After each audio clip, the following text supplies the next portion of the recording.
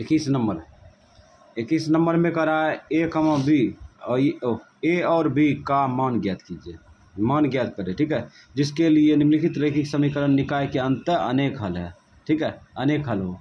तो इस प्रकार से ए बी का मान इसमें सब में करा है निकालने के लिए। तो रोमन अक्षर 1 से लेकर रोमन अक्षर 6 तक दिया है, ठीक है जी सर जी। तो समीकरण फर्स्ट दिया है, ये समीकरण सेकेंड, ठीक है। तो इसको उतार लिए इस प्रकार से, है ना, उतार लिए। अब यहाँ पे जो है शॉर्टकट बनाएंगे।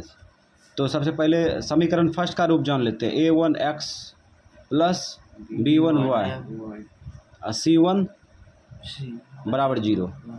समीकरण second a2x plus b2y plus c2 बराबर 0, है ना।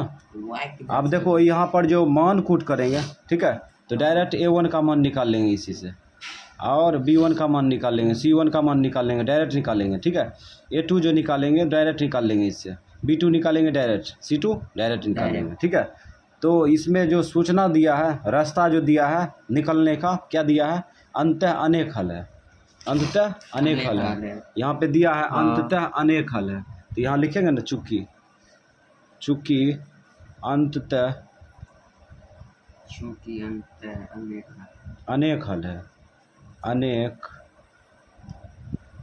हल है,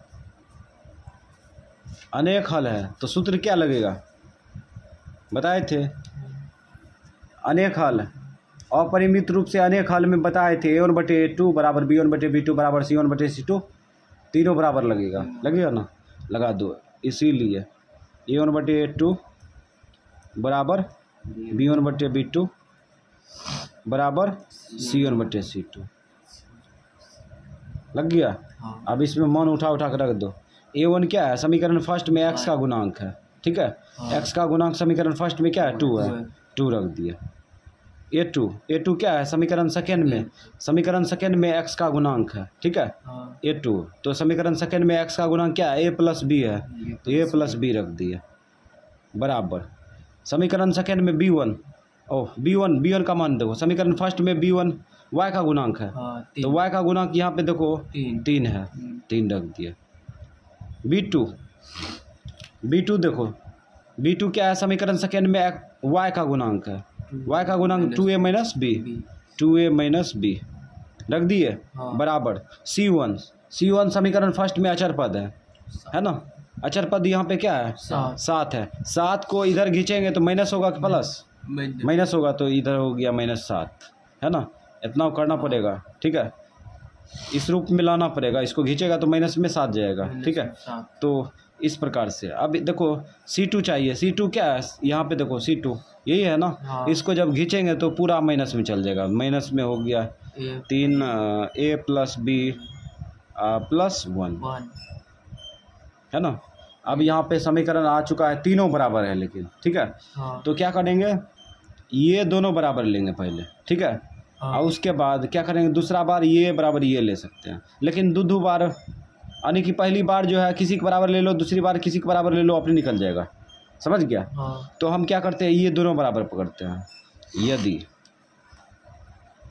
2/a प्लस b बराबर 3/2a माइनस b, क्रॉस गुना करो, बताए थे क्रॉस गुना करेगा, इससे इसमें गुना करेगा, तो डायरेक्ट गुना कर दो, 2 दूना 4a, और 2 से इसमें गुना करो, माइनस में 2b होगा, कोई दिक्कत। अब 3 से इसमें वितरण कर दो, 3a होगा, और प्लस में 3b। जो ऐसे नहीं करने जानता है उसे हिसाब बनबे नहीं करेगा, ठीक है। तो इस प्रकार से क्रॉस गुना कर दिए, ठीक है। अब देखो क्या करते हैं, 4a, इसको खींचेंगे तो -3a होगा, 3a। अब इसको इधर भेज देते हैं, तो इधर प्लस में 3b है, इसको खींचेंगे तो प्लस 2b होगा, 2b। ये घटाएंगे तो a बराबर क्या होगा, 5b। ये समीकरण फर्स्ट मान लो, ठीक है। अब जो है हम ये बराबर ये पकड़े थे, ठीक है, इस बार कौन पकड़ ले, ये दोनों पकड़ लेते हैं, ठीक है, या तो इसको पकड़ सकता है, तो हम पकड़ लेते हैं पुनः 2/a प्लस b बराबर -7/-3 ए प्लस बी प्लस 1, ठीक है। ई माइनस माइनस कट जाएगा, कट गया ना। अब यहाँ पे देखो आगे बढ़ाते हैं, 2 ए का मान रख दो 5b, रख दिए। अब प्लस जहाँ जहाँ ए होगा वहाँ पे रख देंगे b बराबर ये 7/3 ए का मान रखो, ए का मान 5b प्लस b प्लस 1 तो 2/2 ई 5b में एक b जोड़ेंगे तो क्या b 6b, ठीक है। बराबर यहाँ देखो 7/, अब 3 से रुको अभी इधर जोड़ो 6b प्लस 1। अब क्या करते हैं 2/6b, ये तो कटेगा लेकिन नहीं काटे, चलो कोई बात नहीं। 7/, अब 3 से वितरण कर दो, 36 18b, 3 का 3। अब क्रॉस गुना कर दो, ठीक है। अब 2 से इसमें गुना कर दो तो इधर लिख देंगे 18 दूना 36b। अब इसमें 3 दूना 6, अब ये भाग उल्टा इधर गुना है, इधर भी क्रिया कर दो, 42 प्लस में होगा कि माइनस में, प्लस में। अब इसको उधर ले जाएंगे तो 6 इधर रहेगा, 6 बराबर 42b माइनस 36b, ठीक है। अब यहाँ पे 6 बराबर घटा लो, 12 में से 6 गया 6, ठीक है।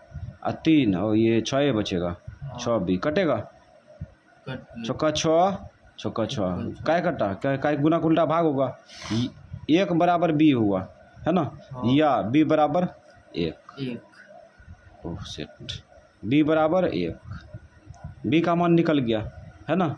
अब क्या करेंगे, a का मान निकालेंगे, तो इस समीकरण फर्स्ट में रख देंगे, अपने निकल जाएगा। तो यहाँ पे लिखेंगे चूंकि a बराबर 5b है ना। अब b का मान रख दो, b का मान b एक जगह पर रखेंगे तो 5b के साथ गुना है, मान भी गुना होगा, 5 × 1 तो आ गया a का मान 5। अब डिटेल में आंसर मानना है तो a बराबर 5, अब b बराबर कितना हो गया, b बराबर 1, ये हो गया आंसर। कोई दिक्कत, इसको शॉर्टकट भी बना सकता है, जितना शॉर्टकट बना सकता है, ठीक है। विद्यार्थी को समझाने के लिए इतना डिटेल में बनाए, ठीक है।